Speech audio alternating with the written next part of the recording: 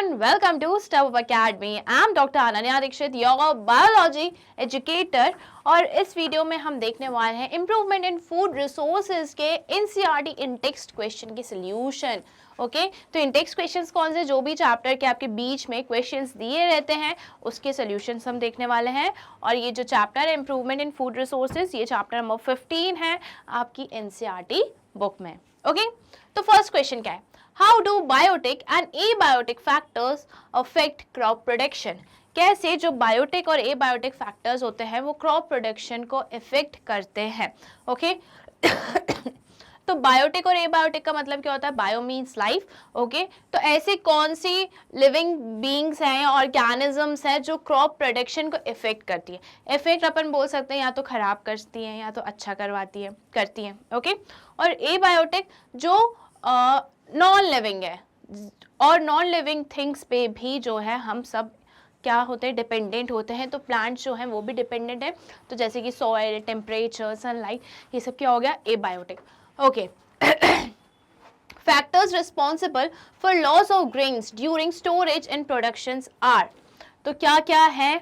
Biotic factors like rodents, pest, insect etcetera. Okay, ये biotic pest biotic factors हो गए, जैसे कि रोडेंट्स हो गए, पेस्ट हो गए, इंसेक्ट्स हो गए. ये सब क्या करते हैं? क्रॉप प्रोडक्शन को इफेक्ट करते हैं.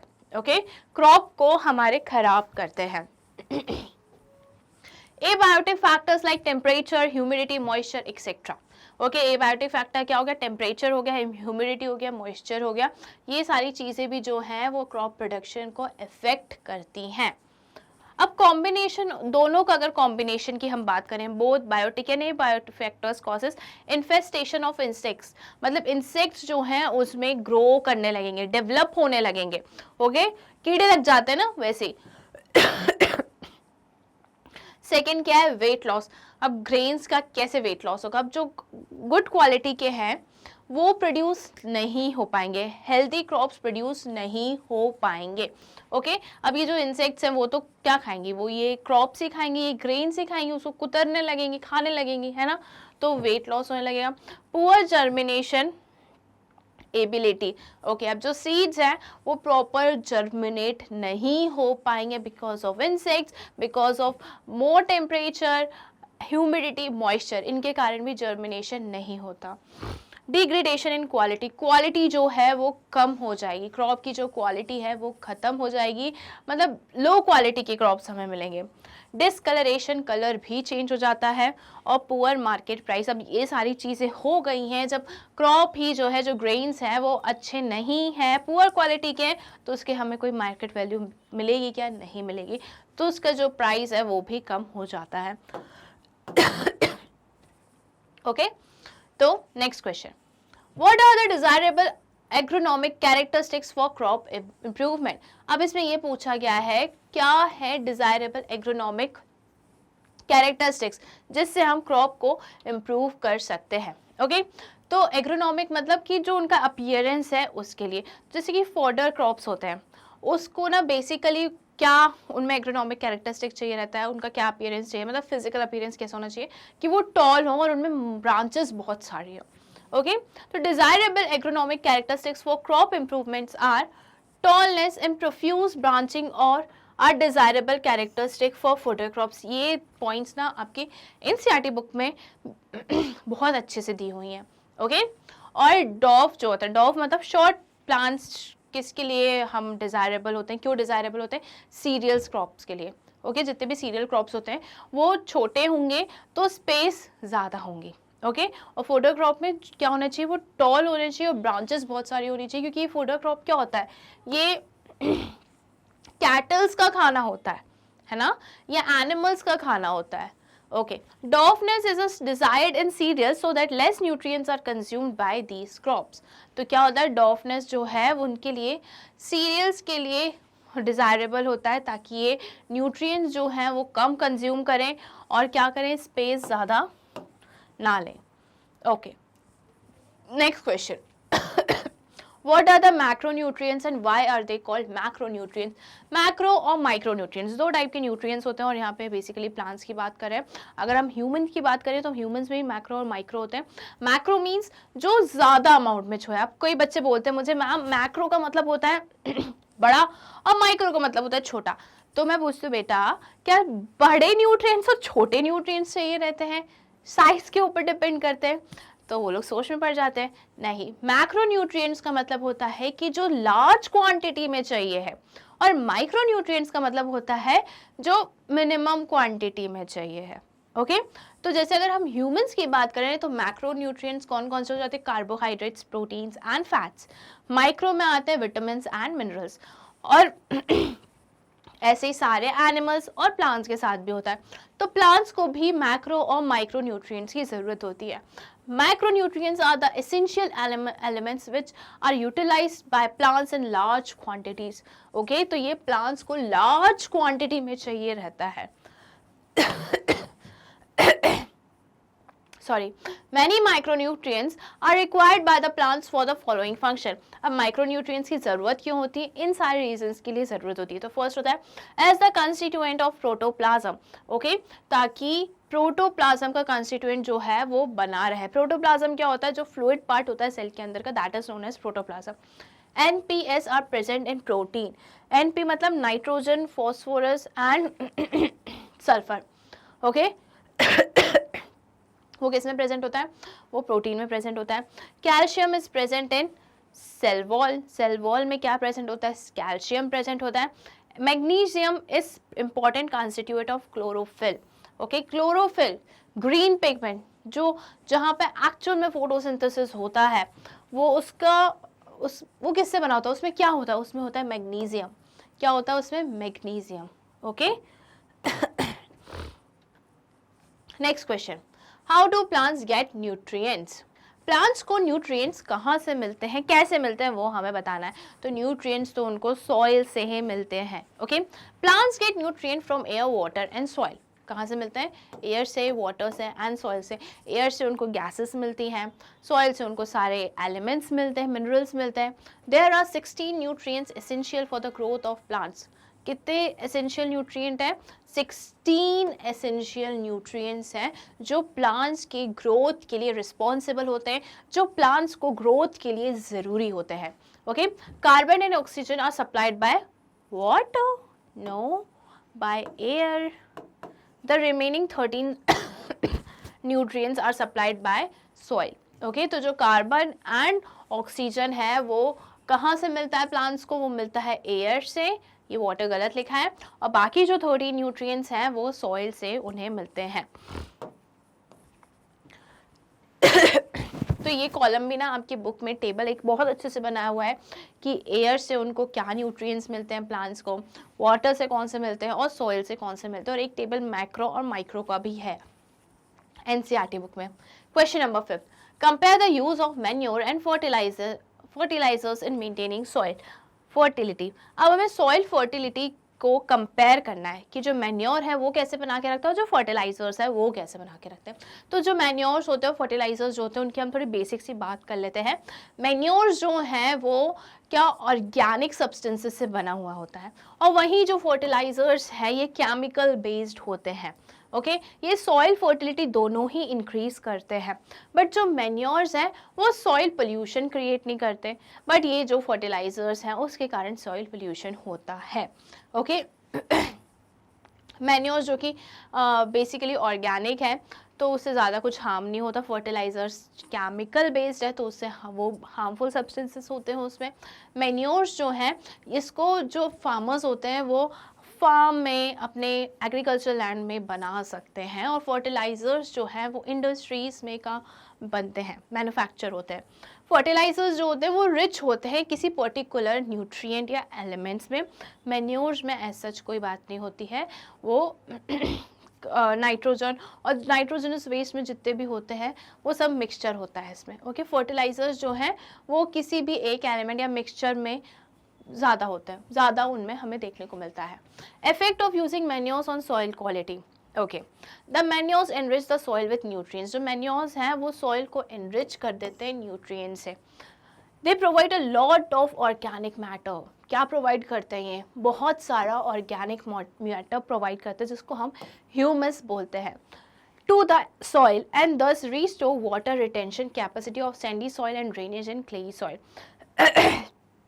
इसके कारण क्या होता है कि ये वाटर रिटेंशन को रीस्टोर करते हैं, वाटर होल्डिंग कैपेसिटी को ये रीस्टोर करते हैं, ड्रेनेज प्रॉपर करवाते हैं ये। Okay, the addition of manures reduces soil erosion.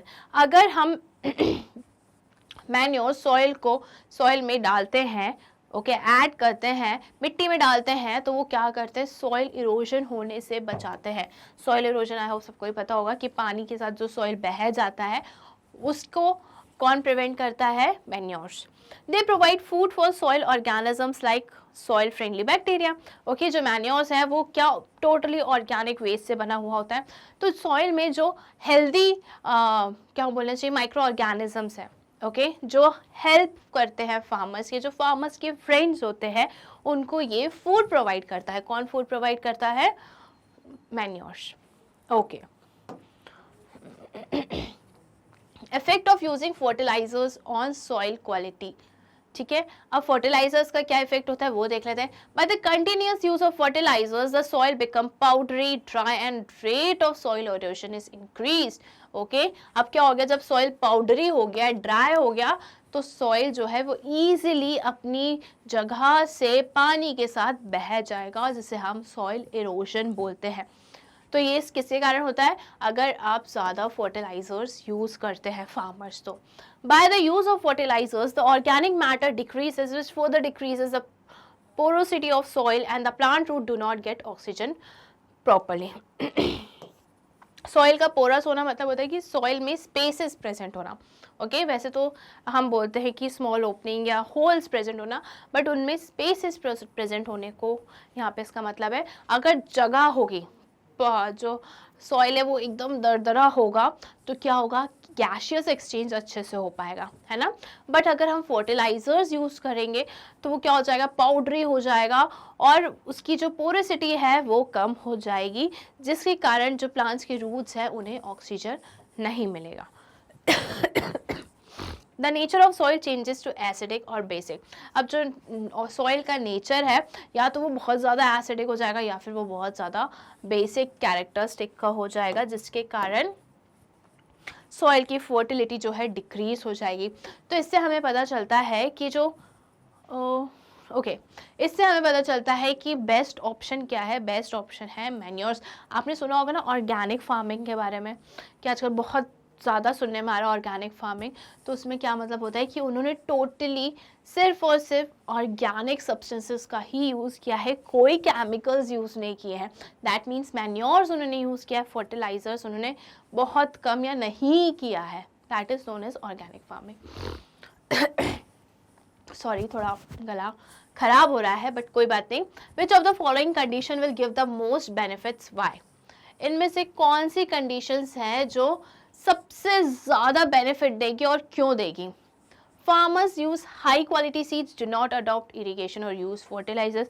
ये कोई बात हुई कि भैया आपने हाई क्वालिटी सीड्स तो ले लिया, बट आप पानी ही नहीं दे रहे हो तो जर्मिनेट कैसे होगा? पानी की पूर्ति कैसे होगी? और फर्टिलाइजर्स नहीं दे रहे हो तो उनको वो कैसे मिलेगा? क्या? न्यूट्रिएंट्स। ठीक है, आप फर्टिलाइजर्स नहीं दे रहे हो पर पानी तो ज़रूरी है ना। Farmers use ordinary seeds, adopt irrigation and use fertilisers. ये हम देख सकते हैं कि अगर हम फर्टिलाइजर्स और पानी वगैरह दे रहे हैं और नॉर्मल सीड्स है तो ये चल जाएगा। Farmers use quality seeds, adopt irrigation, use fertilisers and use crop protection measurement. तो ये सबसे ज़्यादा बेनिफिशियल है ना, क्योंकि यहाँ पे फार्मर ने किसी चीज़ के साथ कॉम्प्रोमाइज़ नहीं किया। यहाँ पे उन्होंने ऑर्डिनरी सीड ले लिए। अब जो ऑर्डिनरी सीड है वो पानी दे रहे हो, फर्टिलाइजर्स दे रहे हो, सब दे रहे हो सकता है यहाँ पे 50-50% चांसेस है, हो सकता है कि जो सीड्स हैं, ऑर्डिनरी सीड्स हैं, वो बहुत अच्छे हमें ग्रेन्स दें। बट ये भी हो सकता है कि ऑर्डिनरी हैं वो ख़राब हो जाएंगे, उनमें इंसेक्ट इन्फेस्टेशन होने लगेगा, उनमें कीड़े लग जाएंगे, उनको बीमारी हो जाएगी। तो ये सारी कंडीशंस हो सकती है। बट यहाँ पे सकती हैं बट यहाँ पे जो फार्मर्स हैं इन्होंने किसी के साथ कोई कॉम्प्रोमाइज़ नहीं किया है, अच्छे क्वालिटी वाले सीड्स लिए हैं, पानी भी दे रहे हैं, फर्टिलाइजर्स भी यूज़ कर रहे हैं, और क्रॉप को प्रोटेक्ट कैसे करना है वो सारे मेजर्स का, वो सारी बातें भी वो ध्यान में रख रहे हैं। तो ये वाला जो है सी ऑप्शन वो सही होना चाहिए मेरे हिसाब से। तो अब आंसर देख लेते हैं। In this C farmers uses quality seeds, adopt irrigation, use fertilisers and use crop protection measures. Okay, तो सी सबसे बेस्ट आंसर है, beneficial है। use of any quality seed is not sufficient until they are properly irrigated, enriched with fertilizers and protected from biotic factors. Hence option C will give the most benefits. Okay. सिर्फ हमने quality वाले seeds ले लिए उससे मतलब नहीं है, हमें उसको प्रॉपर इरिगेशन भी करना है, उसका प्रॉपर ध्यान भी रखना है और उनको प्रोटेक्ट भी करना है ताकि इंसेक्ट इन्फेस्टेशन ना हो, बायोटिक फैक्टर्स उनमें जनरेट ना हो। ओके, तो जो सी है वो सबसे बेस्ट आंसर है, वो बेनिफिशियल है, जिसके कारण फार्मर्स को एक अच्छे गुड क्वालिटी ग्रेन्स की मिलेंगे और उनकी जो मार्केट प्राइस होगी वो भी ज़्यादा होगी। Okay, now next question, why should preventive measures and biological control methods be prepared for protecting crops? अब क्या पूछा गया है, यहाँ पे पूछा गया है कि preventive measures और biological control method be preferred for, अच्छा क्यों हमें मेजर्स लेने, प्रिवेंटिव मेजर्स मतलब रोकने वाले मेजर्स लेने हैं और बायोलॉजिकल कंट्रोल मेथड लेने हैं, मतलब कि हम कैसे उसको कंट्रोल करें, क्या कंट्रोल करें, हाँ क्रॉप्स को प्रोटेक्शन के लिए। ठीक है, क्रॉप्स को हमें प्रोटेक्ट करके रखना है, तो उसके लिए क्या प्रिवेंटिव मेजर्स होंगे और क्या बायोलॉजिकल मेथड्स होंगे, उनकी क्यों ज़रूरत है, हमसे वो पूछा गया है। क्या हम ऐसे बिना इन चीज़ों को यूज़ करें क्रॉप को प्रोटेक्टेड नहीं रख सकते क्या? बिल्कुल नहीं रख सकते हैं, क्योंकि कितने सारे तो रोडेंट्स होते हैं और कितने इंसेक्ट्स को तो बस थोड़ा सा फेवरेबल कंडीशन चाहिए और वो डेवलप होने लगते हैं, right. Disease in plants are caused by pathogens. Pathogens जो हैं वो तो डिसीज कॉजिंग जर्म्स ही बोलते हैं हम उनको। तो पैथोजेंस सिर्फ प्लांट्स में नहीं, अगर किसी भी एनिमल्स या ह्यूमंस को कोई ऑर्गेनिज्म बीमारी दे रहा है, डिसीज कॉज कर रहा है, तो that is known as pathogen. अब प्लांट्स को ये डिसीज कॉज करें तो क्या है, pathogens. To get rid of pathogens some preventive measures and biological control method are use. They are simple, economic and minimise pollution without affecting the soil quality. Okay, तो plants को pathogen से बचाने के लिए कुछ प्रिवेंटिव मेजर्स लिए जाते हैं, कुछ बायोलॉजिकल कंट्रोल मेथड्स लिए जाते हैं, जिससे क्या होता है कि जो सॉइल की क्वालिटी वो भी डिक्रीज नहीं होती है, हमारा जो प्लांट है वो भी बचा रह जाता है। और ये जो मेथड्स हैं ये क्या होते हैं, सिंपल होते हैं, इकोनॉमिक होते हैं and minimise pollution. Okay, pollution को भी ये कम करके रखते हैं, ज़्यादा हमारे सॉइल को पोल्यूट नहीं करते, हमारे एनवायरनमेंट को पोल्यूट नहीं करते। Question 8, what factors may be responsible for loses of grains during storage. Okay, तो कौन से फैक्टर्स हैं जो रिस्पॉन्सिबल हो सकते हैं अगर ग्रेन्स का लॉस होता है, अगर बेचारे फार्मर्स को उसका अगर पूरा अनाज या फिर ग्रेन्स अगर खराब हो जाए तो उसके क्या रीजंस होते हैं वो हमें बताना है स्टोरेज के टाइम पे। क्या हुआ, फार्मर ने क्या किया, हार्वेस्ट कर लिया, विनोइंग, थ्रेशिंग, विनोइंग सब हो गया, अब उसने स्टोर करके रख लिया, तो क्या फैक्टर्स हो सकते हैं कि उसने उसके स्टोर करने में कोई दिक्कत आ गई और उसके ग्रेन्स में क्या हो गया, कीड़े लग गए या कुछ हो गया जिसके कारण उसके क्रॉप्स का लॉस हुआ। ओके, क्रॉप्स खराब हो गए, तो क्या फैक्टर्स हो सकते हैं स्टोरेज के टाइम पे जिससे क्रॉप्स का लॉस हो गया। The factors responsible for losses of grains during storage are abiotic factor, जैसे कि मॉइस्चर कंटेंट है।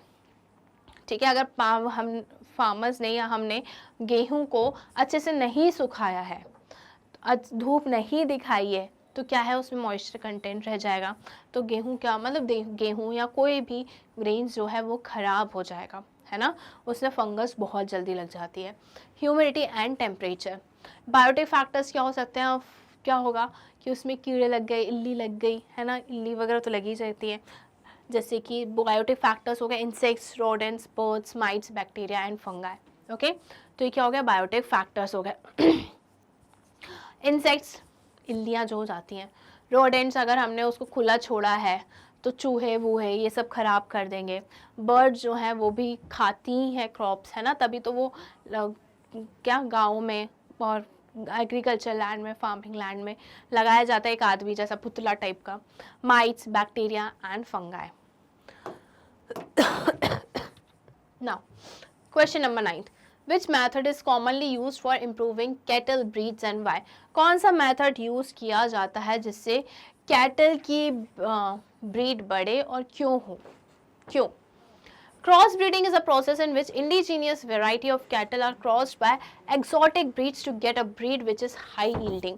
Okay, तो इसमें क्या लिखा गया है, क्रॉस ब्रीड करवाते हैं जो इंडिजीनियस है, इंडिजीनियस मतलब जो लोकली प्रेजेंट ब्रीड है उनको क्रॉस कराया जाता है, किससे, जो एक्सोटिक है, जो यहाँ प्रेजेंट नहीं है, लोकली प्रेजेंट नहीं है, बट उनको बाहर से लाया गया, वो बाहर किसी कंट्री में किसी एरिया में प्रेजेंट है। ओके उनके साथ क्रॉस ब्रीड करवाते हैं ताकि हाई यील्डिंग हो सके, हाई प्रोडक्टिविटी हो सके। Okay during cross breeding the desire characters are taken into consideration. अब क्रॉस ब्रीडिंग करवा रहे हैं तो जो डिजायर कैरेक्टरिस्टिक्स है उनको ध्यान में रखा जाता है। जो इंडिजीनियस वैरायटी है, जो इंडियन ब्रीड्स है, उनमें क्या कैरेक्टरिस्टिक्स है, उनमें कैरेक्टरिस्टिक्स होता है डिजीज रेजिस्टेंस का। ओके और जो एक्सोटिक है जो एक्सोटिक ब्रीड्स हैं उनका लैक्टेशन पीरियड जो है वो ज़्यादा होता है। लैक्टेशन पीरियड क्या होता है कि जो मिल्क प्रोडक्शन वाला पीरियड होता है वो ज़्यादा होता है, किसमें, एक्सोटिक ब्रीड्स में। और इंडियन ब्रीड्स में क्या होता है कि वो बहुत ही देसी टाइप की होती है। हम बोलते हैं अरे देसी लोग हैं इनको तो बीमारी ही नहीं होती है, तो वही जो देसी गायें होती हैं, जो देसी ब्रीड्स होते हैं, वो उनमें डिजीज़ रेजिस्टेंस जो होता है वो ज़्यादा होता है। तो ये दो कैरेक्टरिस्टिक्स को ध्यान में रख के क्रॉस ब्रीड कराया गया। The offspring should be high yielding, should have early maturity and should be resistant to climatic condition. Okay तो जो क्रॉस ब्रीड कराया गया उससे जो ऑफस्प्रिंग हुए, जो प्रजनी हुए, वो क्या होना चाहिए, हाई प्रोडक्टिविटी उनमें होनी चाहिए, उनमें अर्ली मैच्योरिटी होनी चाहिए, मतलब वो जल्दी मैच्योर हो जाए। ओके और जैसे भी क्लाइमेटिक कंडीशन हो उसको वो ईजिली अडॉप्ट कर लें, should be resistant to climatic condition. ठीक है, जो क्लाइमेट चेंज हो रहा है उस पर उनको कोई फर्क नहीं पड़ना चाहिए, ठीक है, वो ईजिली अडॉप्ट कर लें। Now, next question. Discuss the implications of the following statement. It is interesting to know that poultry in India's most efficient converter of low fiber foodstuff which is unfit for human consumption into highly nutritious animal protein food. Okay. तो यहाँ पे हमें discuss करना है ये statement का implication कि जो पोएट्री फार्मिंग इंडिया में होती है उसका काम होता है कि वो क्या लो फाइबर जो प्रोडक्ट्स होते हैं, जो फूड स्टफ होते हैं उनको वो कन्वर्ट कर देती हैं किसमें, हाईली न्यूट्रिशियस एनिमल प्रोटीन में। तो क्या ये सही है, डिस्कस करना है, सही गलत बताना है, तो हाँ ये सही है। कैसे करती है, the basic aim of poultry farming is to raise domestic fowl for egg production and chicken meat. Okay तो यहाँ पे लिखा है कि पोएट्री फार्मिंग का बेसिक एम है कि हम डोमेस्टिक फॉल को प्रोड्यूस करें। फाउल मतलब होता है, फॉल का मतलब होता है बर्ड्स, ओके बेसिकली चिकन। और हमें चिकन क्यों चाहिए, एग प्रोडक्शन के लिए और चिकन मीट के लिए, right. These poultry birds are not only the efficient converters of agriculture byproducts, particularly cheaper fibrous waste, okay, into high yield meat. Okay यहाँ पे क्या लिखा है कि ये जो पोएट्री बर्ड्स है ये एफिशिएंट होती हैं। सिर्फ इसलिए एफिशिएंट नहीं होती, मतलब इससे ज़्यादा भी और काम वो करती हैं। क्या करती है वो, जो एग्रीकल्चर बाय प्रोडक्ट्स होते हैं, ओके जो चीप फाइबर प्रोडक्ट्स होते हैं। अब ये बाय प्रोडक्ट्स क्या होते हैं, बाय प्रोडक्ट्स का मतलब होता है कि एग्रीकल्चर बाय प्रोडक्ट्स का मतलब होता है कि जो हम प्राइमरीली ग्रो नहीं कर रहे हैं, हमें वो नहीं चाहिए प्रोडक्ट। ओके जो हम ग्रेन्स प्रोड्यूस कर रहे हैं, कल्टीवेट कर रहे हैं, उनके साथ ये भी ग्रोथ होती है, इनकी भी ग्रोथ होती है, बट ये ह्यूमन कंजप्शन के लिए अनफिट है। ओके तो क्या करेंगे, तो ये जो वेस्ट या फिर जो बाय प्रोडक्ट है, जो चीपर फाइब्रस फूड है, ये चला जाता है पोएट्री फार्मिंग में, क्योंकि जो वहाँ पे पोएट्री बर्ड्स हैं वो इन्हें कंज्यूम करती हैं। Okay fibrous waste which is unfit for human consumption but can be formulated into a cheaper diets for poetry birds. तो ये किस में कन्वर्ट हो जाता है, ये बन जाता है पोइट्री बर्ड्स का खाना। और पोइट्री बर्ड्स जब ये चीपर फाइबरस फूड को कंज्यूम करती हैं या फिर लो फाइबर फूड स्टफ को कंज्यूम करती हैं, तो ये इनको कन्वर्ट कर देती हैं किसमें, हाईली न्यूट्रिशियस एनिमल प्रोटीन में। और साथ ही साथ ये हमें एग भी देती हैं, फेदर्स भी देती हैं और न्यूट्रिएंट रिच मैन्योर्स भी प्रोवाइड करती है। तो ये जो स्टेटमेंट है ये बिल्कुल सही बात है, ये सही बोला गया है कि poetry in India is Poultry is India's most efficient converter of low fiber food stuff into highly nutritious animal protein। तो क्या लो फाइबर फूड को कौन खा रहा है, पोइट्री बर्ड्स खा रही हैं। और जब वो खा रही हैं तो हमें उनसे क्या मिल रहा है, एनिमल प्रोटीन मिल रहा है जो हाईली न्यूट्रिशियस है, उसमें उसका न्यूट्रिएंट वैल्यू ज़्यादा है। Next question, what management practices are common in dairy and poultry farming. अब हमें बताना है कि कौन से ऐसे प्रैक्टिसेस हैं जो कॉमन है पोइट्री फार्मिंग और डेयरी फार्मिंग में। तो पोइट्री फार्मिंग डेयरी फार्मिंग में शेल्टर कॉमन है, ठीक है, उनको बीमारियों से बचा के रखना है, ये दो चीज़ कॉमन है। और फीडिंग, खाना भी हमें दोनों को देना है, ये भी कॉमन है। Okay, shelter, dairy animals and poetry birds require proper shelter that is well design dairy and hygienic shelter. Okay, तो एनिमल्स और बर्ड्स दोनों को ही शेल्टर चाहिए, हाइजीन मेंटेन करके रखना चाहिए, नहीं तो क्या हो जाएगा, बीमारियां हो जाएंगी। फीडिंग, दोनों को हमें खाना देना है। To get good yield of food products, proper feed is provided to dairy animals and poultry birds। अब हमें उनसे क्या मिल रहा है, खाना मिल रहा है ना, फूड प्रोडक्ट्स मिल रहे हैं। अब वो फूड प्रोडक्ट्स जो है वो हाई यील्ड मतलब ज़्यादा प्रोड्यूस हो, अच्छी क्वालिटी में हो, तो उसके लिए हमें एनिमल्स और बर्ड्स को भी तो अच्छा खाना देना पड़ेगा, है ना, तभी तो हमें अच्छा फूड मिलेगा उनसे। Next, caring for animal health, animal and birds must be protected from diseases caused by virus, bacteria और फंगाई। ओके, तो एनिमल्स जो है और बर्ड्स जो हैं, अब जितने भी लिविंग ऑर्गेनिजम्स हैं सबको बीमारियां होती हैं। तो एनिमल्स जो हैं, कैटल, डेयरी एनिमल्स और पोइट्री बर्ड्स अलग नहीं हैं, उनको भी हमें प्रोटेक्ट करके रखना है बीमारियों से। बीमारियां किससे होती हैं, फंगाई से होती हैं, बैक्टीरिया से होती है, वायरसेस से होती है। Okay, now next question, What are the difference between broiler and layers and in their management? Okay, तो broiler और layers में क्या difference है वो हमें बताना, और कैसे मैनेज, उनका मैनेजमेंट हमें देखना पड़ता है। तो जो broiler होता है वो बेसिकली मीट के लिए होता है, और जो layers होते हैं एग लेइंग बर्ड्स को हम क्या बोलते हैं, लेयर्स बोलते हैं। ओके, तो ये तो डिफरेंस हो गया। The poultry birds groom for obtaining meat is called broiler. जिन पोइट्री बर्ड्स को हम ग्रूम करते हैं ताकि वो हमें मीट दें, उसे हम ब्रॉयलर बोलते हैं। The egg laying poetry bird is called layer. और जिन बर्ड से हमें एग चाहिए, अंडे चाहिए हैं, वो किस में आते हैं, लेयर में आते हैं। Okay, the housing, nutritional and environmental requirement for broiler are somewhat different from those of egg layer. अब दोनों की जो क्या है, न्यूट्रिशन है, ठीक है, हाउसिंग है, शेल्टर है, एनवायरमेंटल कंडीशन है, दोनों की अलग से अलग है। कैसे, the ration daily food requirement for broiler is protein rich with adequate food. Okay, तो जो ब्रॉयलर का खाना होता है वो किस में रिच होना चाहिए, उसमें क्या होना चाहिए, उसमें प्रोटीन ज़्यादा से ज़्यादा होना चाहिए और फैट भी अच्छा होना चाहिए। Okay, the level of vitamin A and K is kept high in the poultry feeds while layers while require enough space and proper lighting. Okay, और विटामिन ए और के भी अच्छा होना चाहिए पोइट्री डाइट में। और जो वो होते हैं लेयर्स, उनको ऐसा शेल्टर प्रोवाइड करना चाहिए जहाँ पे जगह बहुत सारी हो और प्रॉपर लाइट हो। Okay, next question, how are fish obtain. Fish को कैसे ऑब्टेन किया जाता है, तो दो तरीके से ऑब्टेन किया जाता है। एक तो नेचुरल रिसोर्सेज है कि हम जाल लेके जाते हैं और नेट फेंक देते हैं, मछली जाल में फंस जाती है, तो इसको हम क्या बोलते हैं, कैप्चर फिशिंग। फिर आता है फिर आता है कि हम मछलियों की फार्मिंग कर रहे हैं, कल्चर कर रहे हैं। ओके, तो there are two ways of obtaining fish. One is from natural resources, which is called capture fishing. The other way is by fish farming, which is called culture fishery. Okay, अगर हम fish farming कर रहे हैं, desirable fish को produce कर रहे हैं और उनको प्रॉपर कंडीशन इन्वायरमेंट हम आर्टिफिशियली प्रोवाइड करें, that is known as cultural fishery. और वहीं जब हम नेचुरल रिसोर्स में जाके जो बोर्ड में जाते हैं और क्या जाल फेंकते हैं, मछली पकड़ के लेकर आते हैं, that is known as capture fishing. What are the advantages of composite fish culture? अब कंपोजिट फिश कल्चर का क्या एडवांटेज होता है? तो कंपोजिट फिश कल्चर क्या होता है, पहले तो हम वो जान लेते हैं.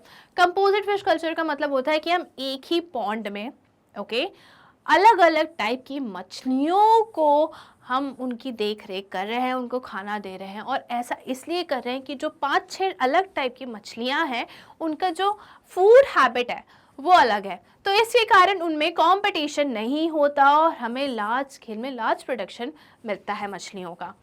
तो इन composite fish culture, a combination of 5 or 6 fish species is used in a single fish pond. एक ही पॉन्ड में हम 5 से 6 मछलियों का कल्चर करते हैं. Okay, these species are selected so that they do not compete for food among them and are having different types of food habits. Okay, तो ये इनकी फूड हैबिट्स अलग हैं, जिसके कारण ये कंपटीशन नहीं कर सकते, लड़ाई झगड़ा नहीं करेंगे खाने के लिए. अगर आपके यहाँ घर में फिश एक्वेरियम होगा तो जैसे आप मछलियों को दाना डालते हो तो सारी की सारी मछलियाँ ऊपर आ जाती हैं, कोई बहुत ज़्यादा खा लेती है और जो बेचारी डर के सहमी सी बैठी रहती है उसको खाना ही नहीं मिलता. तो ये ऐसा कंपोजिट फिश कल्चर में नहीं होता है, क्योंकि सारी मछलियाँ जो हैं उनका फूड हैबिट अलग है. As a result, the food available in all the parts of the pond is used. Okay, तो फूड पॉन्ड के किसी भी पार्ट में प्रेजेंट हो वो मछलियाँ खा लेती हैं. अब कैसे, एग्जाम्पल हम देखते हैं. कैटलस आर सरफेस फीडर्स. ठीक है, जो कैटलस होती हैं वो सरफेस पे फीड करती है, पानी की जो सतह होती है ना, ऊपरी भाग, उस पे ये फीड करती है. Rohus feed in the middle zone, pond के मिडल जोन पे ये फीड करती हैं. मैड्रिगल्स एंड कॉमन कार्प्स और बॉटम फीडर्स, ये पानी के डीप या बॉटम में जाके फीड करती है. And grass carps feed on the weeds. अभी जो ग्रास से ही समझ में आ रहा है, जो ग्रास कार्प्स हैं वो वीड पे, अनवांटेड अनडिजायरेबल प्लांट्स पे, हमने पढ़ा है एग्रीकल्चर में, पढ़ी रहे थे, उस पे ये फीड करती है, उनको ये कंज्यूम करती हैं. Together these species can use all the food in the pond without competing with each other. और इस तरीके से सारी मछलियाँ सारा खाना खा सकती हैं अगर किसी भी पार्ट में, पॉन्ड के किसी भी पार्ट में प्रेजेंट हो तो. Okay, this increases the fish yield from pond. और इसके कारण फिश प्रोडक्शन जो है वो बढ़ जाता है पॉन्ड में. तो ये एडवांटेज हुआ किसका, कंपोजिट फिशिंग का. Now what are the, okay हो गया ये. Next question, What are the desirable characters for bee varieties suitable for honey production? अब क्या क्या desirable characteristics हैं bee के लिए ताकि हमें अच्छा हनी मिले, हनी प्रोडक्शन जो हो वो बढ़ जाए. तो क्या होता है ना कि bees का क्या desirable character है. ओके, तो बी का डिज़ायरेबल कैरेक्टर ये होता है कि सबसे पहले तो वो नेक्टर अच्छे से, पोलन ग्रेन्स अच्छे से कलेक्ट करके ला पाए. ओके, अब बीज में ना एक क्वालिटी होती है कि वो एक छत्ता में रहती हैं, दूसरा छत्ता बना लेती हैं, और फिर जो नया छत्ता होता है, बी हाइव जो होता है, वो पुराने बी हाइव से पूरा हनी लेके अपने नए बी हाइव में ट्रांसफ़र कर लेती है. तो ये चीज़ बोली गई है कि बी हाइव्स को ना ऐसे बी हाइव्स होने चाहिए कि जो लॉन्गर ड्यूरेशन तक एक ही बी हाइव्स में रहे. ओके, बाकी की हम देखते हैं. The variety of bee should be able to collect a large amount of honey. Okay, तो जो बी है वो बहुत सारा हनी कलेक्ट कर सके. और हनी कैसे कलेक्ट करेंगे, वो नेक्टर से. The bee should stay in a given bee hive for a longer period. अब बी जो है वो ज़्यादा टाइम तक के लिए बी हाइव में रहे, एक ही बी हाइव में रहे. The bee should have capacity of breeding well. अब बी में इतनी कैपेसिटी होनी चाहिए कि वो ब्रीड अच्छे से कर सके, मतलब ऑफ स्प्रिंग अच्छे से प्रोड्यूस कर सके. The variety of bee should be disease resistance. अब जो बी है वो डिसीज़ रेजिस्टेंस है, ऐसा नहीं कि हर कभी बीमार पड़ रही हैं, है ना, बीमारी फैल रही है उनमें। तो ये चीज़ नहीं होनी चाहिए और ऐसी वेराइटीज़ हमें बी की सिलेक्ट करनी है ताकि हमें हनी का जो प्रोडक्शन है वो इंक्रीज हो सके और अच्छा रहे। What is pasturage and how it is related to honey production. Pasturage क्या होता है और हनी से प्रोडक्शन से कैसे रिलेटेड है। तो पास्चरेज मतलब अवेलेबल ऑफ फ्लावर, ओके, जिससे मधुमक्खी जो है, बीज जो है वो रस कलेक्ट कर रही है, नेक्टर कलेक्ट कर रही है। The pasturage means the flowers available to the bee for nectar and pollen, okay. तो ये क्या है, बीज के पास जो नेक्टर और पोलन कलेक्ट करने के लिए जो फ्लावर्स हैं उनको हम बोलते हैं पास्चरेज। In addition to adequate quantities of pasturage, the kind of flower available will determine the taste of the honey. Okay, अगर मेरे पास पैस्चरेज अवेलेबल है अच्छा, बट डिपेंड करता है किस टाइप का है, वो किस टाइप के फ्लावर्स हैं और जिस टाइप के फ्लावर्स होंगे वो ही डिसाइड करेंगे हनी का टेस्ट। ओके, तो ये इम्पॉर्टेंट है क्या, पास्चरेज, और ये रिलेटेड है किससे, हनी से। ऐसे कैसे रिलेटेड है कि टेस्ट डिसाइड करने से रिलेटेड है ये, ओके। और कलेक्शन से भी। तो यहाँ पे जो है हमारा इम्प्रूवमेंट इन फूड रिसोर्सेज के इंटेक्स क्वेश्चंस होते हैं कंप्लीट। ऐसी और वीडियोस देखने के लिए आज ही स्टेप अकेडमी को सब्सक्राइब करिए, जहाँ पे आपको मिलता है केजी से लेकर 12 तक के सारे सब्जेक्ट्स के सारे वीडियोस फ्री, साथ ही साथ मल्टीपल कॉम्पिटिटिव एग्जाम जैसे कि जेई, नीट, CUET की भी प्रिपरेशंस होती हैं। Thank you.